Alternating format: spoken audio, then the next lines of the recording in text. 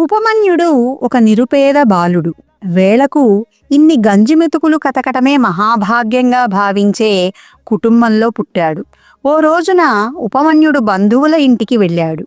అక్కడ పిల్లలందరూ పాలు తాగుతూ ఇతనికి కూడా కాసిన పాలు ఇచ్చారు. మొదటిసారిగా పాలను రుచి చూసిన ఉపమన్యుడు ఇంటికెళ్ళాక తల్లితో, అమ్మా, నాకు పాలు కావాలి అని ఏడవసాగాడు. అమ్మ హృదయం ద్రవించిపోయింది. కొడుకును దగ్గరకు తీసుకుని, నాయనా, కనీసం పాలైనా ఇవ్వలేని ఈ నిర్భాగ్యురాలి కడుపున పుట్టటం నీ దురదృష్టం. అయితే మన నొసటి రాతను మార్చగలిగే శక్తి ఆ పరమేశ్వరుడికొక్కడికే ఉంది. కాబట్టి ఆ పరమేశ్వరుణ్ణి స్మరించు. అప్పుడు నీకు గుక్కెడు పాలేం కర్మ, ఆ పాల సముద్రమే తరలి వస్తుంది అని ఓరడించింది. తల్లి మాటలతో ఉపమన్యుడు ఉత్సాహంగా, అమ్మా, నేను తపస్సు చేసి ఆ ముక్కంటిని మెప్పిస్తాను అని చెప్పి తల్లికి నమస్కరించి ఆమె ఆశీర్వాదం తీసుకున్నాడు.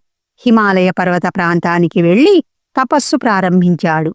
కఠోర దీక్షతో ఆ పసివాడు చేసే తపస్సు లోకాలను అల్లకల్లోలం చేయసాగింది. దాంతో దేవతలందరూ కలిసి పరమేశ్వరుడి వద్దకు వెళ్లి ఆ బాలుడి తపస్సును విరమింపచేయమని మొరపెట్టుకున్నారు.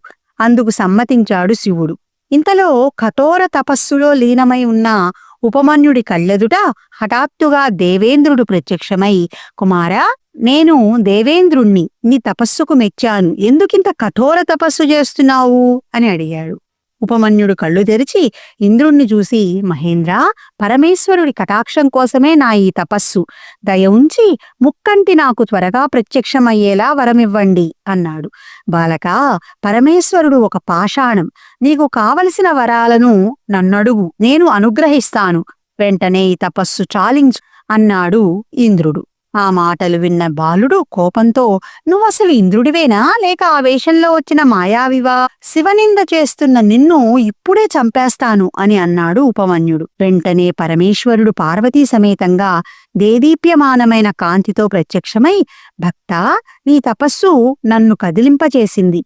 నీ తల్లి మాట ప్రకారం నీవున్న చోటికే పాలసముద్రం తరలి వస్తుంది.